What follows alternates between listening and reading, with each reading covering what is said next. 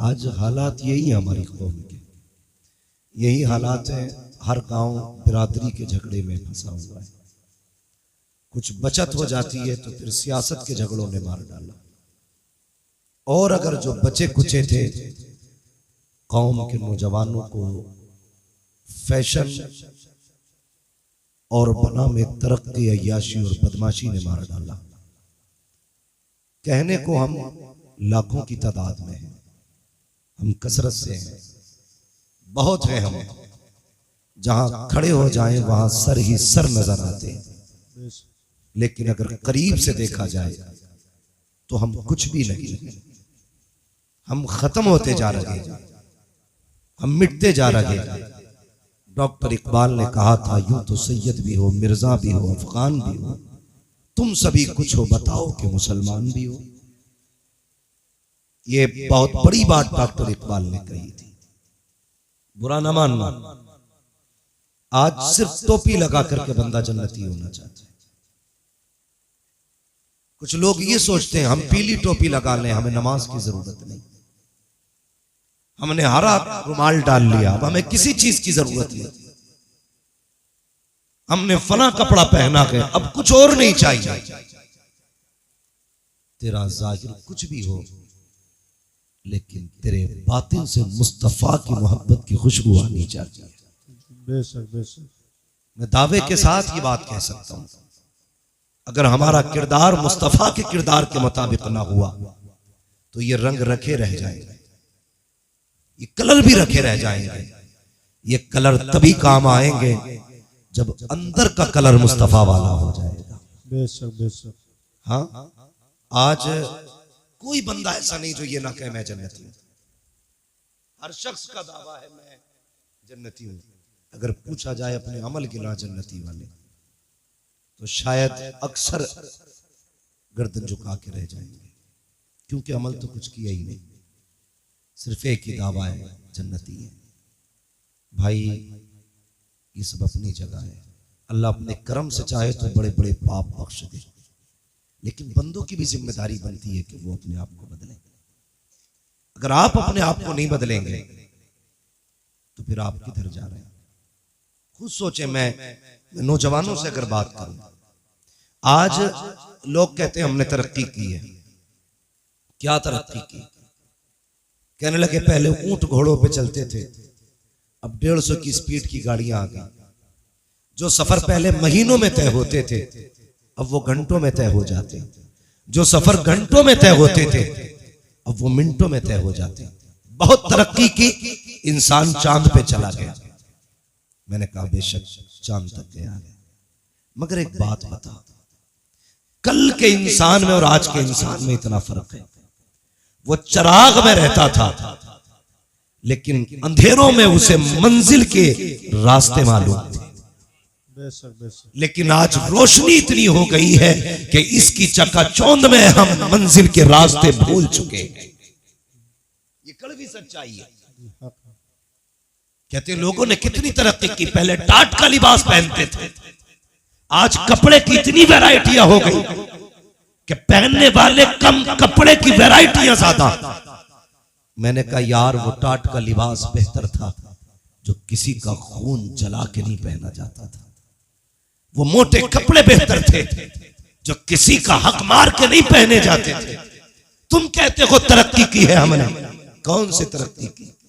उस अंधेरे में लोगों को भाई का हक मालूम था। उस अंधेरे में बेटे को बाप की कदर आती थी। उस अंधेरे में माँ बेटी की कदर करती थी, बेटी माँ का एहतराम करती थी।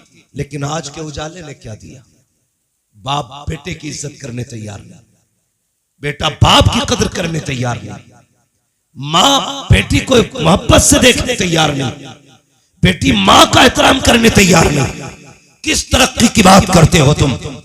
वो तरक्की जहां लोगों ने टाट से मखमली लिबास तक आ गए, जहां जमीन से उठ करके चांद तक आ गए। तुमने कहा यह तरक्की है, मैंने कहा यह तरक्की नहीं है। अगर तुम्हें लगता है यह तरक्की है, हॉस्पिटल के अंदर जाकर के देखो, सगा भाई भर्ती है, एक भाई पे दवा के लिए पैसे नहीं है, दूसरा होटलों में जाकर दावतों की मौज मार रहा है, सगी बहन के लिए बेटी के रिश्ते के लिए पैसा नहीं है, भाई शराब के नशे में मौज कर रहा है। किस तरक्की की बात करते हो तुम, जहां बहनों का हाल पूछने वाला कोई नहीं, और ये जवान अय्याशी के नशे में डूब जाए। तुम कहते हो ये तरक्की है। तरक्की ये नहीं है, बल्कि तरक्की तो ये थी कि डॉक्टर इकबाल ने कहा था कि मोहम्मद से वफा, तूने तो गम तेरे है, ये जगह चीज है क्या लोगों कलम तेरे। वाह वाह वाह, क्या बात है। नारे तकबीर, नारे रिसालत, मसलके आला हजरत, उलमाए अहले सुन्नत, मुफ्ती हम्माद साहिब क़िबला, नारे तकबीर। मुझसे कोई ये उम्मीद लेके ना बैठे ये जन्नती बना के जाएगा। सुन, जन्नत मेरे बाप की नहीं, जन्नत रसूल पाक की है। बेशक। और कोई मौलवी जन्नत 500 में बेच रहा हो तो मुझे भी उसका एड्रेस दे। किसे नहीं चाहिए इतनी सस्ती जन्नत। जन्नत इतनी सस्ती नहीं है। याद है, शहादत गए उल्फत में कदम रखना है। लोग आसान समझते हैं मुसलमान होना, क्या समझ रखा है इस्लाम का। थाली का लुकमा, मेरे भाई बदलो अपने आप को, बदलो। कितना दूर अजीब आ गया, खुद फैसले करो। मेरी बात अगर समझ में ना आए तो वापस कर देना। पहले जब बेटियां रुखसत होती थी ना, तो घरों में कई कई दिन खाने नहीं बनते थे कि बेटी जा रही है। आज जिस घर में बेटी रुखसत होती है ना, 3 दिन पहले से डीजे बजता है जी। हाँ, डीजे बजता है, भाई मौज में रहता है। बहन की शादी, कल बेटियां रुखसत होती थी, ऐसा लगता था जनाजा निकला है। आज बेटियां रुखसत होती है तो कौन सा सितम घर में नहीं करते हो। बदलो यार अपने आप को, बदलो, खत्म करो ये तमाशे। तुम्हें पता है तुम्हें इसलिए नहीं मारा जा रहा है कि तुम कादरी हो, इसलिए नहीं मारा जा रहा है कि तुम सिर्फ चिश्ती मारे जाएंगे, सिर्फ रज़वी मारे जाएंगे। हाँ, जो वारसी होगा नहीं मरेगा। इसलिए नहीं मारा जा रहा है कि चलो ये मदारी है इसे छोड़ दो। तुम्हें इसलिए मारा जा रहा है या तो तुम्हारे नाम के आगे मोहम्मद लगा है या नाम के आखिर में अहमद लगा है। जी बेशक बेशक। अगर अब भी नहीं समझे तो अब समझाने तुम्हें जिब्रील नहीं आएंगे। ये घरों के झगड़ों से निकलो, मामला उम्मत का है। अपने हक के लिए खड़े हो, उम्मत के लिए खड़े हो। हम किस रविश पे जा रहे हैं, कोई फर्क पड़ता है? जिसके जी में आता है ट्रेन में गोली मार दी जाती है, जी जी। जो चाहता है रोड पे कूट देता है। दाढ़ी वाला देखा जहां चाहा मार लिया गया। ये उम्मत इतनी लावारिस हो गई कि जो जहां चाहे हाथ उठा दे। हुजूर ने तुम्हें कलमे की रस्सी दी थी, पकड़ी तुमने? हम तो ये सोचते आज इनके घर में आग लगी है, वाह मौलवी का घर चल रहा, मेरा बचा है। कल आकिल के घर को आग लगे, ये आकिल का घर चल रहा है, मेरा बचा है। अगर यही सोच रहे हो तो इंतजार करना, एक दिन ये आग तेरे घर तक भी आएगी। जी बेशक। तुम्हारे घर तक भी आएगी। खुदा के वास्ते मुसलमान हो जाओ, सच्चे पक्के मुसलमान हो जाओ। एक दूसरे के लिए जीना सीखो, एक दूसरे के लिए मरना सीखो। सारे रिश्ते अपनी जगह है, हुजूर की गुलामी का रिश्ता अपनी जगह। बेशक बेशक क्यों बेशक। दिल में दर्द नहीं होता किसी के लिए? मुझे बताया जाए। हर शख्स ये चाहता कि मेरी चौधराहट सलामत रहे, मेरी खसाबी बची रहे। सोम कितना बड़ा चौधरी हो जा, जितना चाहे जमींदार हो जा, जब मरेगा कंगाल हो जाएगा। चौधराहट उसकी सलामत रहेगी जो यहां भी गुलामी का दावा करेगा, वहां भी गुलामी का दावा। जी बेशक बेशक बेशक। वाह, बहुत खूब। हुजूर के गुलाम बन जाओ, हुजूर के गुलाम बन जाओ। कौन सा बवाल नहीं है हमारे समाज में। एक हंगामा महशर हो तो भूलो उसको। जी सैकड़ों बातों का रह के ख्याल आता है। जी बेशक बेशक। हमारा मुआशरा मर्द पीरों से पहले से तबाह है। अब तो औरतें पीर बन के निकल आए। हाँ, पहले के आतंक मियाओं के कम थे, अब औरतें मियां बन गई। एक दिन आगरे से फोन आता है कि हमारे यहाँ एक खातून है, वो लोगों को इलाज भी कर रही है, मुरीद भी कर रही है। बताइए, हमारी कौम औरतों के आगे झुक जाती है जाकर के। हमें तो इतना भी नहीं पता औरत की अपनी हद क्या होती है, उसका अपना मकाम क्या होता है। लोग कहते मौलाना उस पे ऊपर के आया करते हैं, उस पे दाएं से आया करते हैं, बाएं से आया करते हैं। ओ हया कर, शर्म कर, जिसे दीन नहीं आता उसे कुछ भी नहीं आता। रह गई इलाज की बात, दावे के साथ कहता हूँ, मेरे सर का दर्द काट के दिखा, जिंदगी भर गुलामी करूंगा। और अगर नहीं कर सकता तो आज तू भी ये कहते मैं मुजरिम हुआ का, मुझे साथ ले लो कि रास्ते में है जा बचा थाने वाले। नारे तकबीर, नारे रिसालत, मसलके आला हजरत, आमदे मुस्तफ़ा कॉन्फ्रेंस, मुफ्ती हम्माद रजा साहिब क़िबला। नारे तकबीर, नारे रिसालत। गैरतों ने इस्लाम की खेल बना दिया इस्लाम को। ये इस्लाम तुम्हारे बाप की जागीर नहीं, ये इस्लाम फातिमा ज़हरा के बाबा की जागीर है। बेशक बेशक। दीन को सलामत रखो, बदलो अपने आप को। समाज इतना गंदा, ये पैसा सिर्फ सब कुछ पैसे के लिए हो रहा है, सब कुछ पैसे के लिए। इज्जतें लोग बेच रहे हैं पैसे के लिए। हाँ, ये ठग विद्याओं के खेल पैसों के लिए। आंख बंद होगी तो बताओ, कोई कब्र में लेके गया, कोई लेके जाएगा? सारे बोले लेके जाएगा, कोई नहीं लेके जा सकता ना। सारा झगड़ा यही तो मसला है, बस दौलत आ जाए, हराम की आए या हलाल की। कोई रूल नहीं चलता, कुछ नहीं आता, तो मियाँ बन के बैठ गए, बाबा बन के बैठ गए, ठगा जा रहा ठगा।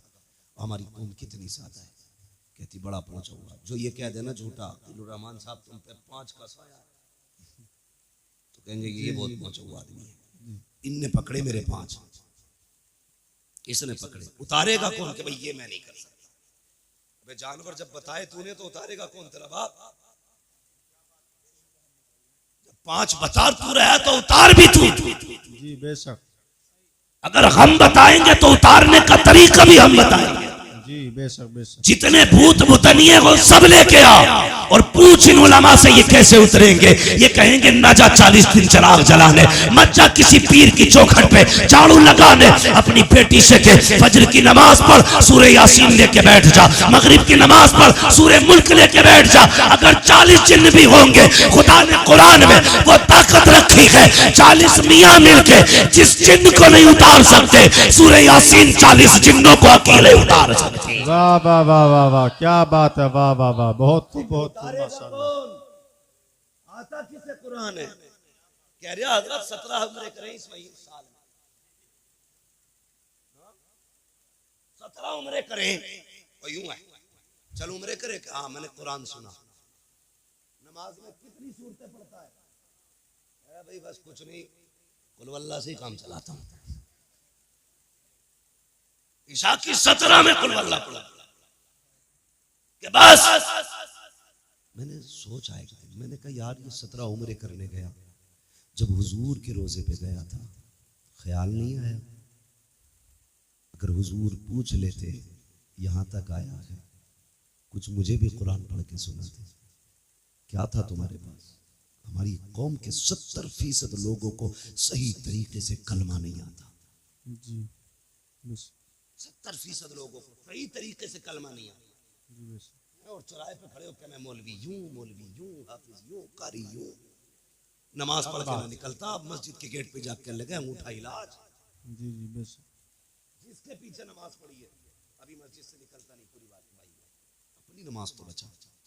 तुझे इमाम का अंगूठा कैसे दिख गया कि सजदे में? तो तू क्या कर रहा था भाई? अगर इमाम का अंगूठा सजदे में हिला तो तू किधर देख रहा था? तू नमाज पढ़ दिया था कि ताकत हाथी कर रहा है? जी बेशक, हक बात। हो गई कुरान सीखो मुसलमानों, सीखो और तमन्ना करो कभी मदीने शरीफ जाएंगे, हुजूर को सूरह यासीन पढ़ के सुनाएंगे। वाह वाह वाह वाह वाह वाह, क्या बात। साल में उम्रा एक करेंगे, लेकिन मदीने वाले को कुरान की कुछ आयतें सुना के आएंगे। बेशक बेशक। कभी जाएंगे जन्नतुल बकी में, जाएंगे सैयदा के मजार पे, जिसके बेटों ने नेज़ों पे कुरान सुनाया, हम उसकी कब्र पे बैठ के कुरान सुना के आए। वाह वाह वाह। नियत करना ये नहीं आती नहीं आती। बात जब निकल के आती है ना, अल्लाह माफ करे, हमारी कौम में ना दो तबके, एक तो बहुत ज्यादा गरीब है और एक बहुत ज्यादा अमीर है। गरीबों का मामला ये, वो दीन यूं भूल बैठे कि उन्हें कुछ आता ही नहीं। अमीर यूं दीन भूल बैठे कि फैशन में आ गए। जाते दोस्तों के साथ, क्या है, कुछ नहीं, बस मौलाना ये बियर है, क्या है बियर, कुछ नहीं, ये तो जूस है फलों का, इसके नाम पे हमने शराब पी ली। तुम्हें पता है बहानों से तुम्हारे हलक के अंदर हराम उतारा जा रहा है, और जिस मुसलमान के हलक से हराम उतर जाए उससे ईमान की ताकत छीन ली जाती है। हाँ, अगर वो शेर हो तो कुत्ता बना दिया जाता है, कुत्ता हो तो गीदड़ बना दिया जाता है। मैं कहता हूँ हलाल लुकमे का, खुदा की कसम गीदड़ होगा अल्लाह तुझे शेर बना दे। बेशक बेशक, ये हलाल लुकमों की ताकत है। हमारी कौम का जवान टूटता जा रहा है। दो चीजों ने बर्बाद किया, एक नेट का नशा, दूसरा शराब का नशा। बदलो इन चीजों से, सबसे निकलो, सबसे निकलो। हम शराब के नशे में डूब गए। नौजवानों दुआएं मांगा करो, अल्लाह जबान नापाक ना करना, अल्लाह हल्क नापाक ना करना। खुद मेरा एक सवाल है, जरा सुने, अभी मुहर्रम शरीफ का महीना गुजरा के नहीं, मुहर्रम शरीफ का महीना, यकीनन उम्मीद है हर सुन्नी ने करबला वालों के नाम पे कुछ ना कुछ जरूर चखा होगा। ठीक है जी, चाहे उसने हलीम खाया हो, शरबत पिया हो, सबीन के नाम पे, उनके नाम पे जरूर खाया हो। और मेरा अपना अकीदा तो यह है, खाते हैं तेरे दर का, पीते हैं तेरे दर का, पानी है तेरा पानी, दाना है तेरा दाना। क्या बात है, वाह वाह वाह। मैं गलत नहीं कह रहा हूं, मैं नेपाल तकरीर करने के लिए गया, नेपाल में, अल्लामा शमीम साहब नेपाल में तकरीर करने के लिए गया, तो एक बहुत बड़ा अधिकारी पुलिस डिपार्टमेंट, वो मुझसे आके कहने लगा कि मौलाना तुम्हें मैंने भी नेट पे सुना है, तुमसे ये कहने आया हूं कि आप अपनी कौम के नौजवानों से इतना पूछना कि जो सरहद पर शराब के साथ पकड़े जाते हैं वो मुसलमान ही क्यों होते हैं। ये सोचने वाली बात है कि जो सरहदों पे शराब और नशे के साथ पकड़े जाते हैं वो मुसलमान ही क्यों होते हैं। इन्हें बताना तुम्हारे दीन में शराब कितना बुरा पाप है। सबने भी मुहर्रम शरीफ का हलवा खाया, लेकिन तुम्हें पता है जिसने अकबर के सीने पे बर्छी लगवाई थी वो शराब थी, जिसने असगर के गले में तीर लगवाया था वो शराब ही थी, जिसने कासिम के जिस्म के टुकड़े कराए वो शराब ही थी, जिसने अब्बास के बाजू कटवाए वो शराब ही थी, जिसने ओनो मोहम्मद को शहीद कराया वो शराब ही तो थी, जिसने सकीना के कानों की बालियां छिनवाई वो शराब ही तो थी, जिसने अहले बैत के खेमों को आग लगवाई वो शराब ही तो थी, जिसने मुस्तफा की बेटियों को कैदी बनवाया वो शराब ही तो थी, जिसने हुसैन को सजदे में शहीद कराया वो शराब ही तो थी। अगर तू हुसैनी है तो इसे हाथ कैसे लगाता है, होठों से क्यों लगाता है, थूक दे इसके ऊपर और ऐलान कर दे जिसको नबी से नफरत, जो नबी का नहीं वो हमारा नहीं, जिसे आका ठुकरा दे उसे हम हाथ नहीं लगाएंगे, और ऐलान कर दे और लोगों शराब से मुस्तफा ने नफरत की है, अब मोहम्मद का गुलाम भी शराब से नफरत करके दिखाए। वाह वाह, क्या बात है, वाह वाह वाह वाह वाह। करेंगे इंशाअल्लाह। माशाअल्लाह। अगली बात करने लगा, ये कोई तरक्की की बात नहीं। दूसरी बात, हमारे अमीरों के घर की इज्जत है, बुरा मत मानना, हमारे अमीरों के घर की इज्जत है, दूसरों के घरों की रौनक बन गई। वो कैसे? शादी आती है तो क्या कहती है बहन, भैया पैसे तो मैं खुद लाऊंगी अपनी पसंद से कपड़े। बुरा मत मानना, जैसे आपकी बेटी है वो मेरी भी बेटी है, आपकी बहन मेरी बहन है, किसी को जलील करना मकसद नहीं है। मामला सिर्फ इतना है, मेरी तकरीर तबे यार को बेचैन करती है, सबब क्या है वही कहता हूं जो दिल पर गुजरती है। मेरे सामने ज्यादातर नौजवान बैठे और मैं ये सोचता हूं अगर जवान मजबूत हो गए ना तो कसम खुदा की मुआशरा मजबूत हो जाएगा। और मुझे खुशी है ये जलसा जितने लोगों ने कराया है सारे कड़ियल जवान है, इसमें कोई भी पुरानी सोच वाला नहीं, नए खून नए जज्बात वाले लोग हैं।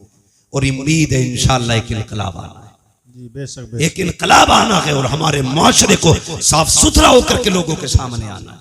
नौजवानों वादा करो हम अपने मुआशरे को बेहतर करेंगे। बोलो इंशाअल्लाह, इंशाअल्लाह जोर से। इंशाअल्लाह। अभी आप सारे नहीं बोल रहे, बोलो इंशाअल्लाह। गलतियां हमने क्या की, बहुत गौर से सुनो। हमारी बहन बेटियां हमसे कहती हैं भैया तेरी शादी है, कपड़े अपने पसंद के लाऊंगा। हम लाड प्यार में पर्स निकाल के या बैंक का कार्ड निकाल के दे देते हैं, ले जा लेके आ। जब वो लाई तो हमने कुछ नहीं देखा, जब उसने आके पहने तो फिर गैरत आ रही थी लाने के बाद पहने, लेकिन हमें नहीं, देखने वालों को गैरत आई।